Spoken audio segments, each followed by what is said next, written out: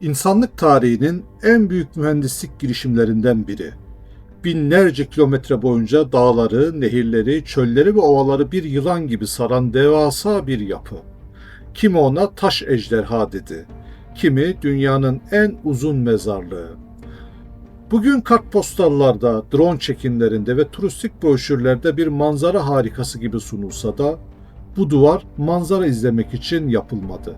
Ticaret yollarını süslemek, imparatorluğun gücünü estetikte sergilemek için de inşa edilmedi. Bu, tonlarca taşın, toprağın ve terin harcına karışan tek bir duygu vardı. Saf korku. Kuzeyden gelen, Bozkır'ın derinliklerinden çıkan atlıların korkusu.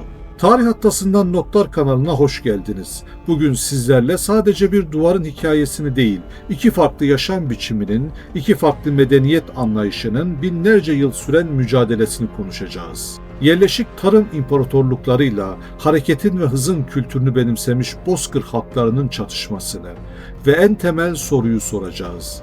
Çin Seddi gerçekten kuzeyden gelen Türk ve diğer Bozkır kavimlerini durdurabildi mi? Yoksa bu devasa yapı bir imparatorluğun çaresizliğinin taşa ve toprağa dökülmüş hali miydi? Hikaye bizi M.Ö. 3. yüzyıla, Çin'in ilk imparatoruna götürüyor. Qin Shi Huang, Çin'de yüzyıllardır süren derebeylik savaşlarını sona erdirip tüm krallıkları tek bayrak altında topladığında tarihte ilk kez Çin diye adlandırılabilecek merkezi bir yapı ortaya çıkmıştı. Ortak yazı sistemi, standart ölçüler ve tek para birimi. İmparator içeride düzeni sağlamıştı ama gerçek tehdit içeriden değil, kuzeyden geliyordu. Kuzey ufkunda tarım toplumlarının en büyük kabusu vardı. Göçebe atlılar. Çin kaynakları onlara Hyangnu diyordu. Biz bugün onları Asya Hunları olarak biliyoruz. Türk tarihinin en eski ve en güçlü siyasi oluşumlarından biriydi. Çin ordusu ağır zırhlı piyadelerden ve savaş arabalarından oluşuyordu. Disiplinliydiler ama hantaldılar. Uzun ikmal hatlarına, sabit kalelere ve savunma hatlarına ihtiyaç duyuyorlardı. Hun savaşçıları ise bambaşka bir dünyanın insanlarıydı. At üzerinde doğuyor, at üzerinde yaşıyor, at üzerinde savaşıyorlardı. Hafiftiler, hızlıydılar ve vurkaç taktiklerinde ustaydılar. Çin ordusu daha düzen almaya çalışırken Hun süvarileri çoktan saldırmış, yağmalamış ve Bozkır'ın sonsuzluğunda kaybolmuş oluyordu. Çinli generaller için bu düşman neredeyse görünmezdi. Ne zaman nereden vuracakları belli olmayan bir hayalet ordu. İşte bu korku, tarihin en radikal savunma projelerinden birinin doğmasına yol açtı. İmparator, kuzey sınırlarında daha önce farklı krallıklar tarafından inşa edilmiş, parça parça savunma duvarlarını birleştirme emri verdi. Amaç imparatorluğu tek ve kesintisiz bir kalkanın ardına saklamaktı. Fakat bu kalkanın bedeli tahmin edilenden çok daha ağır olacaktı. Bugün Çin Seddi dediğimizde aklımıza gri tuğlalar, taş döşeli yollar ve gözetleme kuleleri geliyor. Oysa ilk yapılan duvarlar taş bile değildi. Sıkıştırılmış toprak, çamur, çakıl, kamış ve ahşap katmanlardan oluşuyordu. Bölgeden bölgeye malzeme değişiyor. Ne bulunuyorsa o kullanılıyordu. Ve bu inşaatta çalışan insan sayısının 700 bin ila 1 milyon arasında olduğu tahmin ediliyor. Köylüler, zorla çalıştırılan askerler, siyasi mahkumlar ve suçlular. Şartlar insanlık dışıydı. Yetersiz beslenme, dondurucu soğuklar, salgın hastalıklar ve aşırı yorgunluk. On binlerce belki yüz binlerce insan bu duvarın inşası sırasında hayatını kaybetti. Efsaneler ölen işçilerin duvarın dolgusu olarak kullanıldığını anlatır. Arkeolojik olarak bu tam anlamıyla doğrulanmış olmasa da Çin halkının hafızasında duvarın bir mezarlık olarak yer etmesi tesadüf değildir. Halk hikayelerinden en bilineni Meng Jiangu'nun ağıtıdır. Rivayete göre kocası duvar inşaatında ölen bir kadın aylarca onu arar.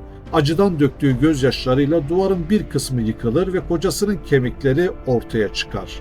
Bu hikaye Çin Seddi'nin halk için bir zafer anıtından çok zulmün ve kaybın sembolü olduğunun en güçlü göstergelerinden birisidir.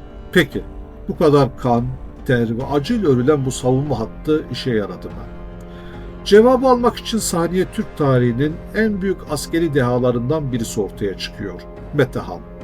Metehan, dağınık halde yaşayan Türk boylarını tek bir siyasi yapı altında toplamayı başardı.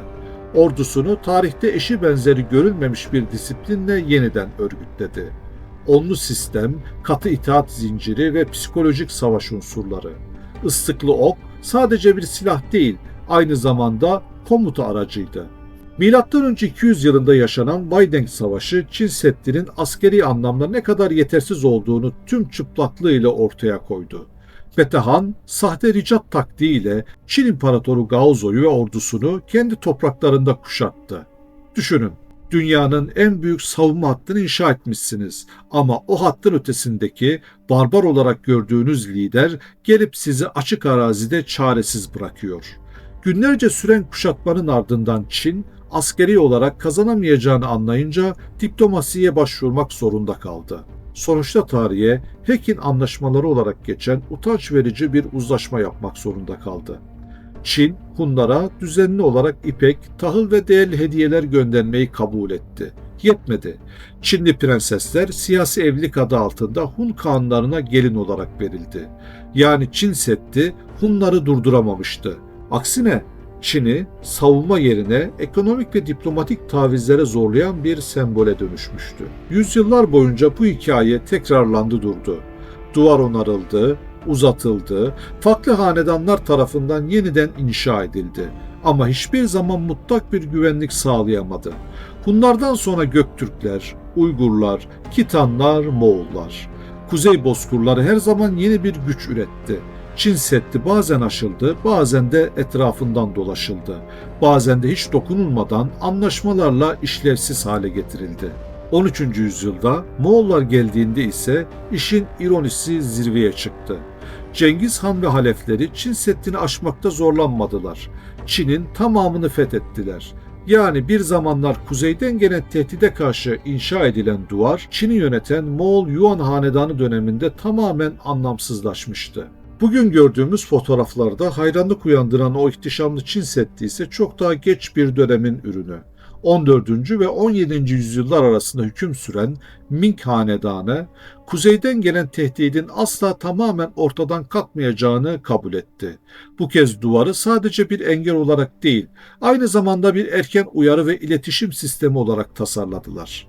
Taş ve tuğladan yapılan yüksek surlar, düzenli aralıklarla inşa edilen gözetleme kuleleri ve duman işaretleri. Eğer bir saldırı olursa, bu saldırı haberi yüzlerce kilometre öteye saatler içerisinde iletilebiliyordu. Fakat tarih yine aynı dersi verdi. Duvar ne kadar yüksek olursa olsun insan faktörü her zaman en zayıf halkaydı.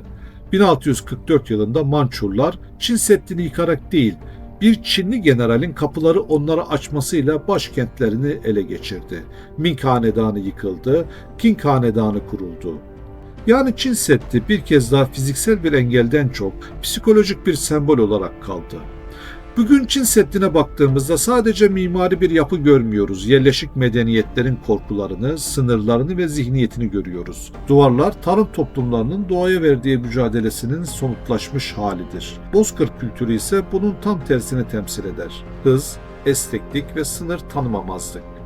Bu iki dünya arasındaki çatışma sadece kılıçlarla değil, yaşam biçimiyle de yaşanmıştır.